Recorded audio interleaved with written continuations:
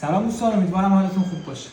این بچه امروز ظهر علائم زایمان از خودش نشون داده بود و کیسه آبش پاره شده بود. یکی از همکارامون القای زایمان کرده بود با دارو، تا موفق نشده بود باعث بشه که زایمان رو طبیعی انجام بده. حدود ساعت 6:30 آوردن کلینیک ما و دیدیم که مجبوریم اورژانسی جراحیش بکنیم و جراحی رو شروع کردیم. جراحی موفقیت آمیز بود، بچه‌ها به دنیا اومدن، خودش سالمه، منتها عفونتی که توی رحمش بود باعث شده بود که بچه‌ها ناقص الخلقه باشن، با چشم باز اومدن و یکیشون همینطوری که می‌بینید مشکل مادرزادی داره زیر پوستش. وقتی این بچه‌ها حامله میشن نیازهاشون خیلی فرق میکنه و حتما باید زیر نظر کسی باشن که تجربه این کار رو داره، سواد این کار رو داره و میدونه چه کار بکنه. تغذیه‌شون خیلی مهمه، استرسشون خیلی مهمه، آزمایش‌های خونی که قبل از اقدام به بارداری باید گرفته بشه خیلی مهمه.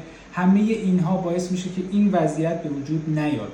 وقتی کسی که یه حیوان خونگی داره یا چند تا حیوان خونگی داره دوست داره که مامان بشه بچه‌ش و تخصص لازم رو نداره و مشورت کافی رو نمیگیره، همچین بلایی سر بچه میاد.